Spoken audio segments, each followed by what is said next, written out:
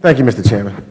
Mr. Secretary, I want to go somewhere else, but I just got to say, I think from what you were talking about, how we're better off than we were 6 years ago, and I wish my colleagues had, talked about the person and when they had the opportunity to stop the person that drove the car into the ditch in the first place that caused us to have this debt and all this problem. So then when someone else comes along, they say, okay, I'm going to help you get out of this ditch that I didn't drive you in, but I'm going to get you out of the ditch now. And you start pushing them to get them out of the ditch. Now, you might not be going at 100 miles an hour yet. You're going maybe at 50. But now you're no longer in that ditch. You're out of the ditch, and you're moving in the right direction. But yet you want to blame the person that is getting you out of the ditch instead of the one that put you in the ditch in the first place. And that's where we are today. We were in a ditch in 2008, and now we're driving ourselves out of the ditch. That is where we are today. Let me go to where I really want to go to, Mr. Secretary. Dealing with asset management. And that's what I've been looking at, dealing with FSOC and the work around asset management in that industry. And I know they don't, assume all of the risk as banks, so we look at them differently. But I did see in one of the reports, however, and I'm concerned about herding. I think that was in an FSOC report, an OFR, et cetera, and we have, a lot of investments there. Should we be concerned about this process of herding? Congressman, I think that obviously asset management has grown as a sector, and there's a lot of individual and institutional assets there. We've been looking carefully at this question for some time.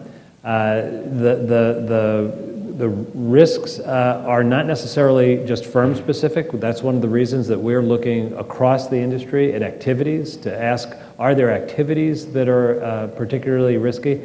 We have not reached a conclusion. I'm reluctant to give a view until we've reached a conclusion because, frankly, we've entered the process, as have regulators around the world, trying to understand and learn about a growing and somewhat new industry. We've identified that as a question. I can't prejudge what the answer is. What I can tell you is that it is important that we complete the process and that it be driven by facts and by analysis. And if there's action that needs to be taken, the appropriate regulatory body should do so. I think the notion that you cut these questions off because you think you might not like the answer or because you think you know the answer is exactly what got us into trouble in 2007 and 2008.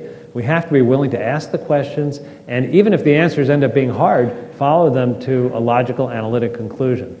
I think that's what FSOC is doing, and I look forward to that process being completed. So let me, and I know on some in municipal levels and state levels where we have multi-billion-dollar pension plans that have tried to benefit from a greater diversification of asset managers by using more emerging and diverse asset managers, which are generally smaller asset managers, and some are minority and women who, have selective investment strategies. However, I'm finding that these small managers face real barriers that prevent them from gaining more market shares. Has the Treasury or FSOC looked into how we can get more diversification of managers in this industry? Well, I don't know that FSOC has looked at it. As Treasury Secretary, I've looked at it, and I think that if you look at the performance of the smaller and minority-owned managers, there's not a huge difference. Some are successful, some are not. The same is true with the large managers. Some are successful, some are not. Some have good years, some have bad years. I think one of the problems is that there's a tendency to bulk things up because it's easier to deal with a few rather than a lot of managers. And we need to push back on that. We need to make it clear that the door has to be open to new participants in this space.